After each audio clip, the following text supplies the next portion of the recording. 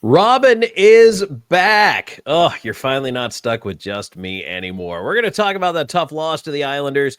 Connor Ingram's return, that's a plus, and the homestand continuing this week. Plus, we're going to find out where was Robyn this weekend. All that and more coming up on the Locked On Utah Hockey Club podcast.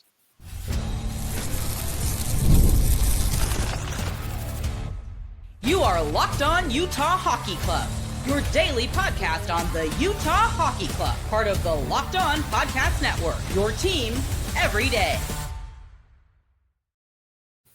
Thanks for joining us, everybody. I am veteran NHL voice Tom Callahan, joined by longtime team analyst Robyn Leaño, and together we are the dynamic duo that forms the Locked On Utah Hockey Club podcast. We thank you for making this your first listen each and every single day when it comes to the Utah Hockey Club. This show is brought to you by FanDuel. You can start the season with a big return on FanDuel. New customers can place a $5 bet, and you'll get started with $200 in bonus bets, win or lose on your first $5 bet. Visit FanDuel.com to get started. All right, we're getting the show started off. We're going to talk about the weekend that was. Beat the Sharks, but lost to the Islanders, and the homestand continues. Some good news that Connor Ingram comes back. But, Robyn, I'm just going to start by talking about the game against the Islanders. It was an even contest. And you and I talked about before this homestand even started, teams like the Sharks, teams, bless you, like the Islanders, you really want to make sure that you try to put these teams away if you can. The Islanders are on the outside of the playoffs looking in, and they're near the bottom of the standings. They beat the Sharks, and they come in with some confidence and bolstered by the return of Connor Ingram, you would think. And in the first period, Ingram was busy, looked good. Yeah. But at the end of the day, my takeaways from that game, the third period, the goal that was scored by the Sharks to go ahead, everybody was scrambly, caught running around. Everybody kind of lost their position, lost track of their man. Puck ends up in the back of the net. And so I said this on Blue Sky when I was messaging about the game over there and posting about it. I said, you know what, this is an opportunity for this Utah Hockey Club because, and you play hockey, I played hockey. When you have something like that happen to you, you can either hang your head and mope, or you can say, what happened? And so to me, they need to say, what happened? Why did we get scrambly? Why did we lose our coverage and kind of lose our poise? That was a poise issue. And they got caught running around by the Islanders. And the next thing you know, you give up a goal under 2 minutes to go. They try to pull the goaltender and make something happen. In the end, they can't. But Robyn, those little slips, those little things, those pressure situations, because now they're in the wild card chase, right? This is where some people thought they would be. Well, this is the pressure now that comes with it, and it's learning how to handle all this. It is learning how to handle all that, and that's the true mark of a good team. If those that can handle it, those that can handle that pressure, those that overcome it, those are the ones that are going to make it to playoffs and make a good run. Utah, we're still seeing some growing pains, right? We knew this going in. We knew there was still going to be growing pains. We knew that this team is still rebuilding, that they're still working on getting to the next steps. But at the same time, to me, Tom, I look at it too, and I'm like, yeah, but I'm seeing a lot of the same mistakes. It's, sometimes I like to say there's two sides to every coin. This is more like a D20 dice, die, if you will, because there's so many sides to this. There's so many different things at play here. There's the injuries on the defense, and they've played well in spite of those, but they're still there, and you still have to play the games. You still have to win the games without them. And they did. They beat the Sharks, and that was a tough one. They had to kind of batten down the hatches towards the end of the game. They did. And I thought that was a great step forward for them, was to beat that Sharks team. But then against the Islanders, it's kind of the opposite happens. Look, could Utah have scored a couple more goals in that game? Absolutely. I think they could have. And also, I think Connor Ingram played pretty well for not getting a lot of playing time in Tucson, and then kind of getting tossed in there. I thought looked good. And after the game said, felt good. I didn't script it that I'd have a lot of shots in the first, and obviously who does, but that's the way it worked out. And it was helpful. So I think Ingram, being thrown into the fire like that, actually performed pretty well. So I don't necessarily hang it on the goaltending. I think he's the one who gave him a chance to win. And not only that, I mean, I'll even give Ingram that level of credit, given he was out, it being out for so long and coming right back in, and just kind of taking that role back. And like it's sometimes you're out for such a long time, like it does slow you down a little bit. And when we talk about it, we'll probably talk about it more in the next segment as far as Ingram and then the Ingram versus Veggie. How would you handle that? How do you think they're going to handle it? We'll get into all that when we talk about that and the homestand continuing here. But the other thing, too, about just one of the final thoughts I had about this Islanders game was that I thought for the most part, I felt pretty good about where Utah was, but you could tell it was the kind of game where you couldn't make a mistake. And both the teams played pretty evenly. Honestly, if you were just an outsider watching that, you would not have known that those are two non-playoff teams right now. I thought they both played each other pretty well. It was very tight, but there was no room to make that mistake. And it just so happens Utah was unable to protect the lead, protect the tie. Then you end up, losing that game in regulation. So that's a tough one. But again, Robyn, I think a point of emphasis is that it's a learning opportunity here if they take the lesson. But to your point you made earlier, at some point, you got to learn the lesson, right? Yeah, at some point, it's okay. You say you're going to learn this lesson. You say, hey, we know what we did here. But at what point are you actually going to be like, this is how we're fixing it? Haven't seen it yet. I'm hoping they do at some point. And I know I'll actually rephrase. I know they will at some point. It is just a little frustrating that it seems like they haven't yet. And as someone that a lot of these players have been together for a long time. And again, for Utah fans who are new to this team, this whole group of players, this is the first time around for them. But for you and I, who've been watching this franchise mostly as assembled, obviously with some changes and some big ones this summer, but with some changes, this franchise as assembled, especially the forward group, you really would like to see them kind of get it by now. Absolutely. And I think even too with the with some of the now, like they're still pretty young in at the quote prime now at this point, but the leaders and Keller and Schmaltz and Krause and company, it's like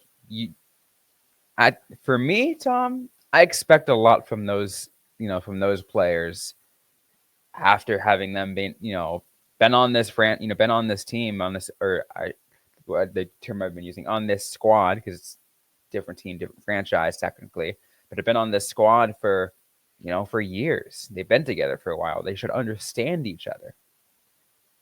And so just real quick, going over some of the numbers here from the game. Lawson Krause, who, by the way, had 4 hits in the game against the Sharks, up to 6 hits in the game, although he was -1 against the Islanders. So I like that. I like that he's kind of coming back. Going in the right direction. We need that. Yep. McBain went from 9 hits to 3 hits, but they were the only ones to be 3 or more, which is something I had hoped to see out of the other ones. Liam O'Brien, limited ice, only 834, 2 hits.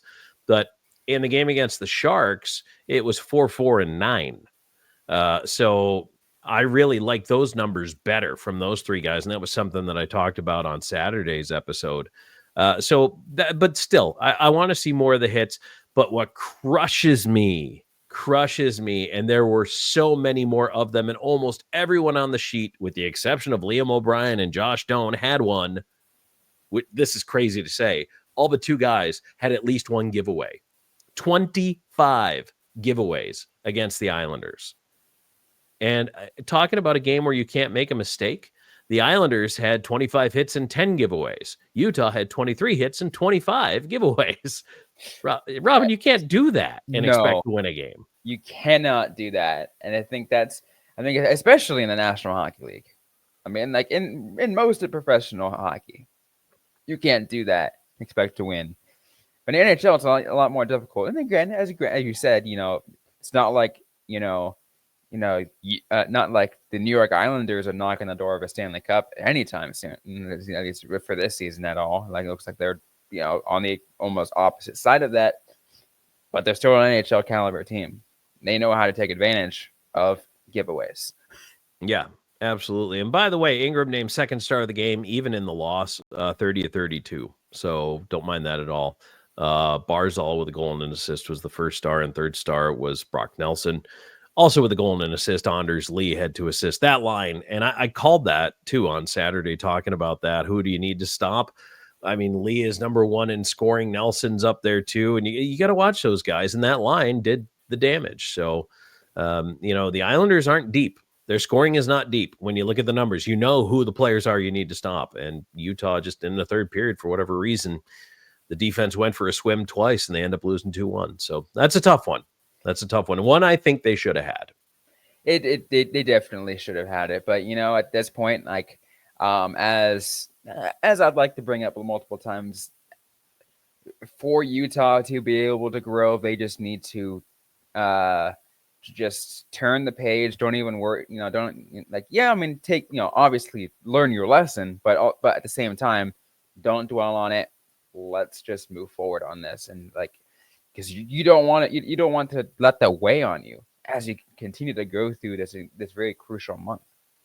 Absolutely. Well, let's talk a little bit about goaltending, because now the 1A, 1B is back, plus the homestand continuing on this week. It's an important time of the year right now. And where was Robyn? Well, we're going to find out towards the end of the episode, so you got to stick around for that one. All right, back with more here in just a moment. And today's show is brought to you in part by FanDuel. From big upsets to game-winning drives, the NFL playoffs are better with FanDuel, because right now new customers can bet $5 and get $200 in bonus bets guaranteed. That's $200 in bonus bets, win or lose. The FanDuel app gives you everything you need for live bets, same-game parlays, and so much more. It's wild card weekend, and there's one more game left here on Monday night. And of course, then next weekend, that's going to be an interesting one. But I'll tell you what, me personally, I'm always looking at the Bills. I'm always looking at Josh Allen anytime touchdown, because I think that that's absolutely something he can do. Cook over 70 yards in a game. I think that's something he can do. I think those are all lines you can look at. Plus, you can look at other sports too. But if you're going for the NFL, hey, that's just me. All right. Visit FanDuel.com to join today and get started with $200 in bonus bets. That's FanDuel.com. Make this playoff season unforgettable with FanDuel, an official sportsbook partner of the NFL.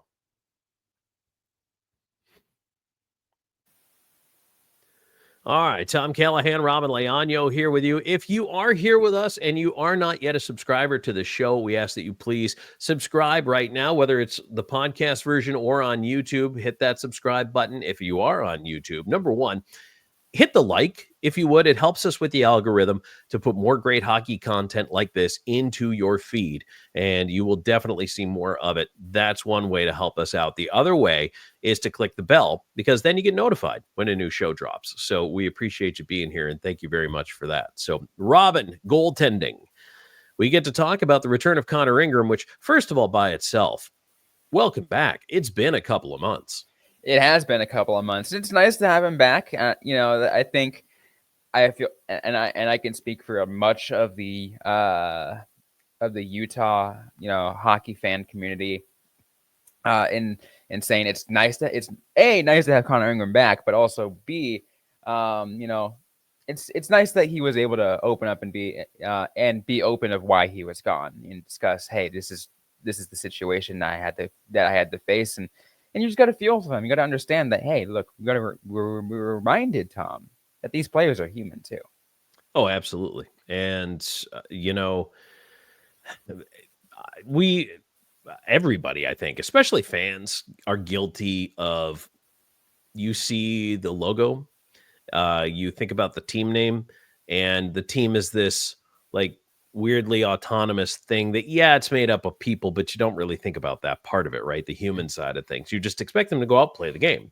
You don't know what's going on in the back of somebody's mind. If they woke up this morning and something was happening, or, they might have a sick kid, or there's a million things that could be going on. They could be going through a breakup. They could be dealing with something with family, or you never know, right? I mean, could have gotten a fender bender on the way to the arena, and now they're in a bad mood. You just don't know.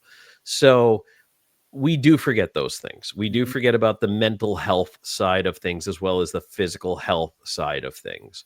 And, to see Ingram come back, gives the Utah Hockey Club, again, the 1A, 1B back in net. And kudos, I thought that Karel Vejmelka has been great in Ingram's absence. Bulk of the games, carried the torch, done a great job. Absolutely. And I feel like that's kind of, I think we're seeing probably maybe a budding of actually a true, like as you mentioned, a true, 1A, 1B back. For a while, like I was a little cautious, kind of like biting my tongue a little bit, looking at the performance of Ingram before he left. And then I'm like, he's not putting up the numbers I wanted him to see. And again, we're only seeing a small sample size right now, him just coming back. But in his absence, Vejmelka has been fantastic and has completely leaped to that, to what to me is that true quote starter position, but get that 1A and kind of take over that driver's seat. But if Ingram can bounce back and have just as good performances, this Utah team can steal some pretty good wins down this stretch.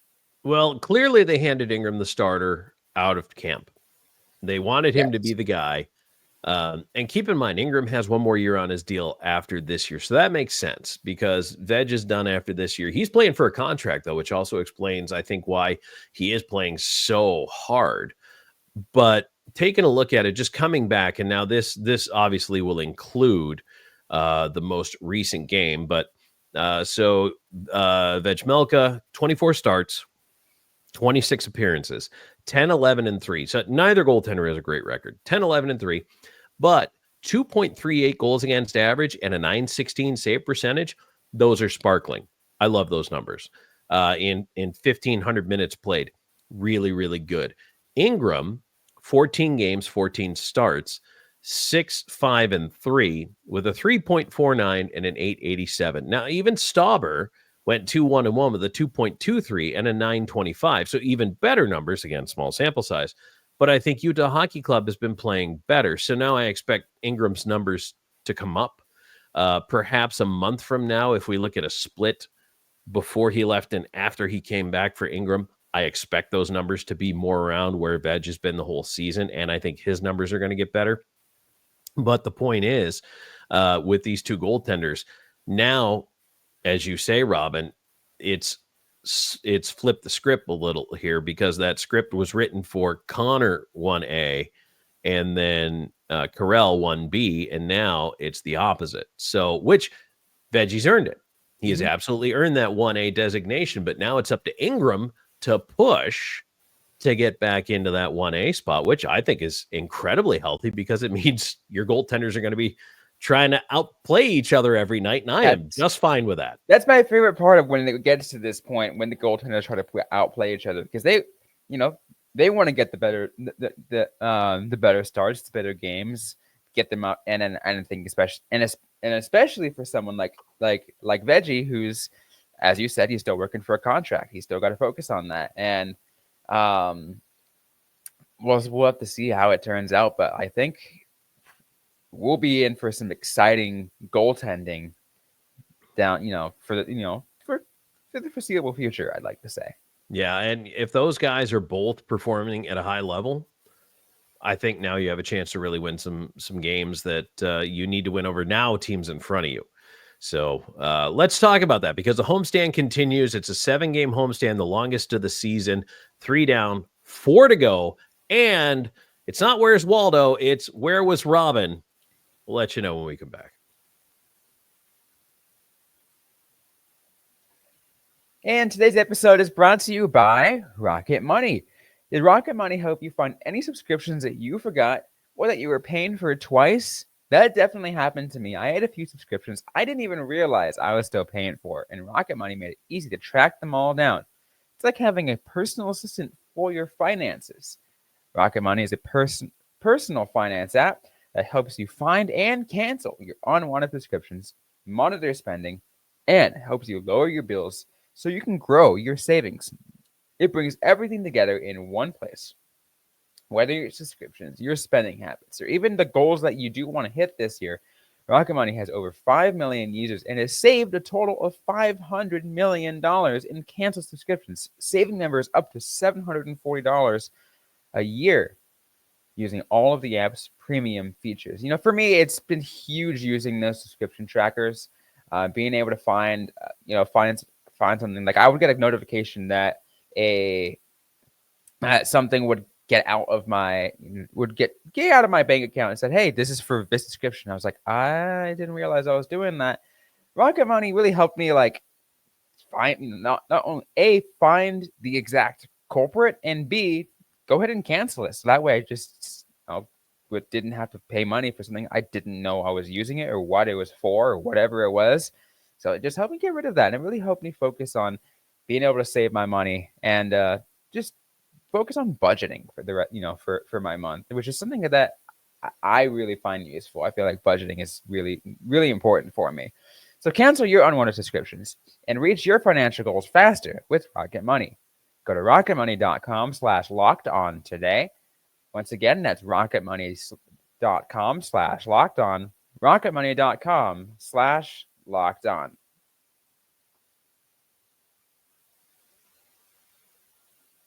So as we come back here, where was Robyn? We're going to find out. But first, we're going to talk, Robyn, about the homestand. Continuing on this week for the Utah Hockey Club. All right, here are the remaining games, the 4 left. Tuesday night, Montreal in town, an original 6 matchup. That's fantastic. Absolutely love to see the history. By the way, no team in the NHL has won more Stanley Cups in their franchise history than the Montreal Canadiens.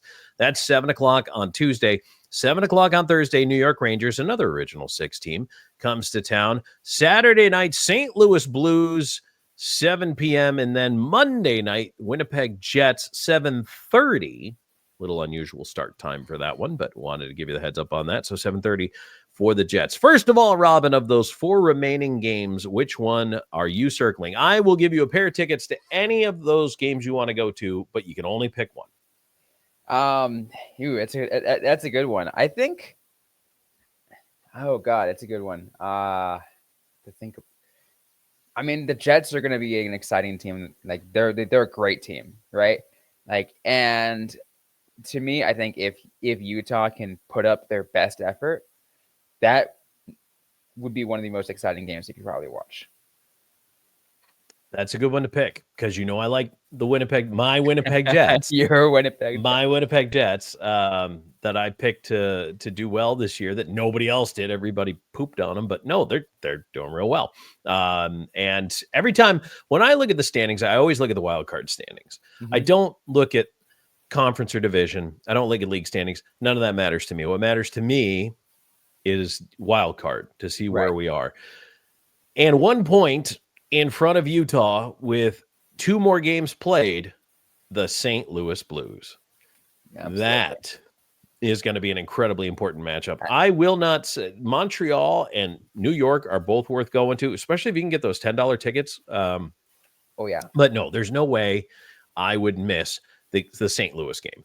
That is a game I want a packed building on a Saturday night in a matchup that really means a lot in mid-January. When you're at that point, and when we're at this point, we're now officially past the halfway point of the season. When every game gets all that more important. Not only that, you couple that with a game in which it is on a team based off standings in the same division that you are neck on neck on. Those extra standing points, Tom, means everything. Yeah, it could mean even a difference of a tiebreaker if they get the same points. Yeah, it really could. And that's why regulation wins is a big deal. Or the row column, regulation overtime wins. Again, if you're new to the NHL standings format, it bears repeating. So the columns that you'll see wins, losses, overtime. Okay, that's normal. 3 column and then points Points is obviously your first line of demarcation. Who has more points? That's the easy way to tell. But then it breaks down to tiebreakers, which can include, depending on how far through the tiebreakers you got to go, regulation wins, regulation and overtime wins. That's the column marked row, ROW. So it's regulation wins, row. It can go to head. It can go to total goals for, I think, by the time you get to the sixth tiebreaker, and then it's a coin flip after that. Now, I don't think it's ever gone that deep, but point is, it matters. Everything matters. And head-to-head matchup matters. Doing it in regulation matters. It really does. And I feel like that's, that's why we're focusing on a game like that. And that's why and a game against the St. Louis Blues is all that important for this upcoming matchup. And if it's not I fully expect that game be fully packed. And as you mentioned too, so maybe some students or others are taking advantage of those $10 ticket deals. Yeah, which is fantastic. The students, you have your $10 ticket deals. You need a .edu email address for that. Actually, go back.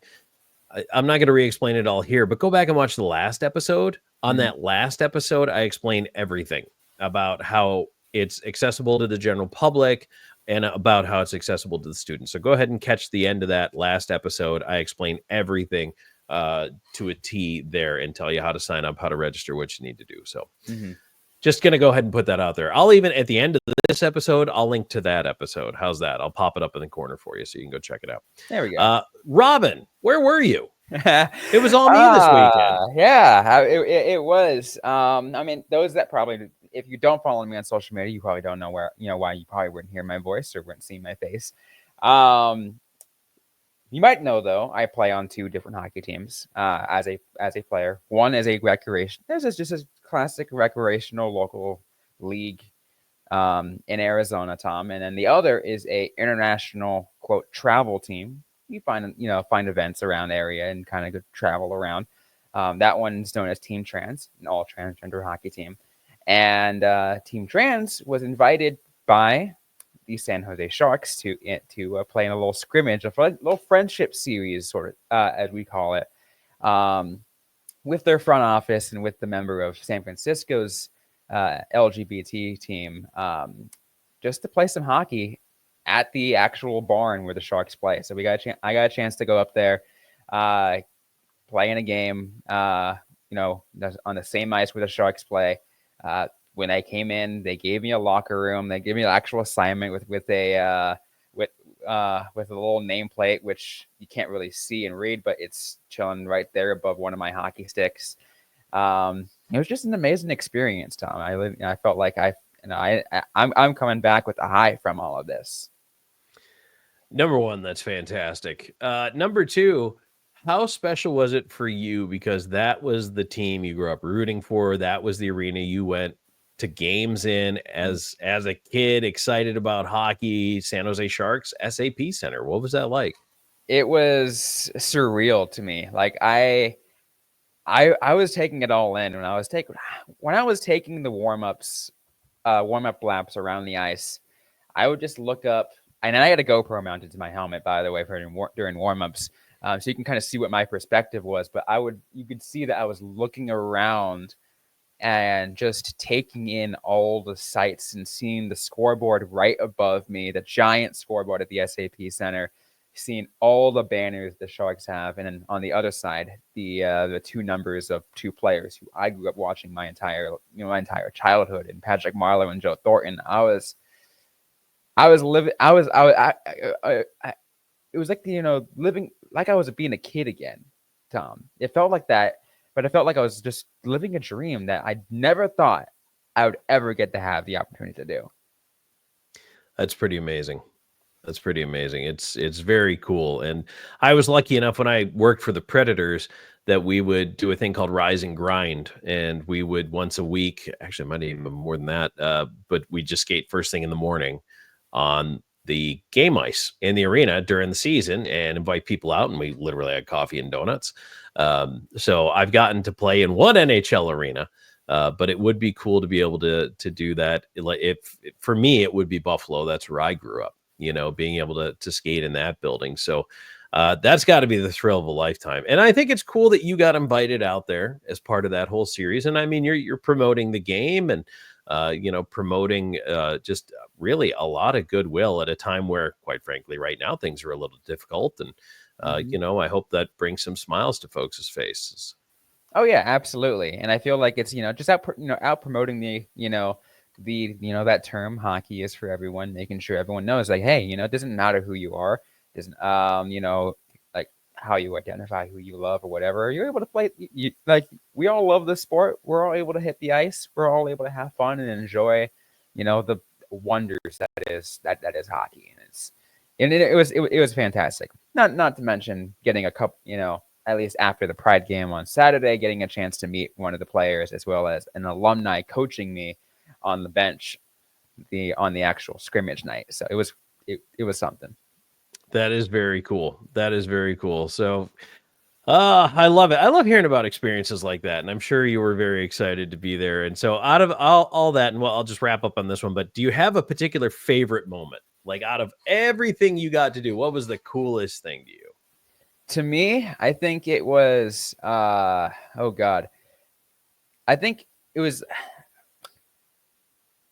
that's actually a tough one because there's so many things that we did that it was great. I think, to me, because the biggest surprise was coming and seeing a nameplate in an actual locker room. It was an NHL locker room. It wasn't the Sharks locker room, of course, but it was an NHL locker room, and it was, and seeing my nameplate on there, getting a sign that, seeing my name up on there as I set my gear down, and it just made it all that more real. Not to mention, so it has two logos on the nameplate. One is the Sharks logo, or the Sharks Pride logo, but they did during that they debuted for Pride Night, and then the other one is the Team Trans logo, which is my team, which is this, as you see on my shirt, if you're watching, it's this unicorn, but just in a more shield rather than the California logo here. Well, that is super cool, Robyn. And you know what? If anybody is interested in more opportunities in things like this, Robyn, would you, if they reached out to you on social, would you be able to direct them to places where they could find some resources? 100%. If anyone wants to find resources on how to find a community like that in your area, if you are in Utah, I'll help. I'll do my best to help find something for you. If you are anywhere else, I can connect you with whoever can do that. I've got a chance to meet a decent amount of people around traveling and doing these kind of things.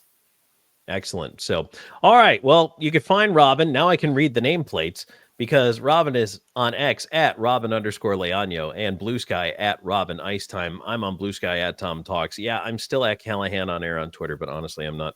I post our videos on there, but that is about it. You have way better chance getting me on Blue Sky. So also you can follow the show. Robyn, tell us where you can find the show. You can find us on X at LO_NHL Utah, and you can find us also on Blue Sky at Locked On Utah Hockey. All right. Well, busy week coming up. So this week we are going to have game previews for you as the Utah Hockey Club, again, Montreal Tuesday, Rangers Thursday, and that big matchup with the Blues on Saturday, then round out the homestand on Monday with the Jets. So Robyn and I will be talking about all that and more. Keep it tuned right here. If you've made it this far and you're still not a subscriber, what are you doing? Please like, subscribe, follow us. We appreciate you doing so, and we look forward to talking to you next time.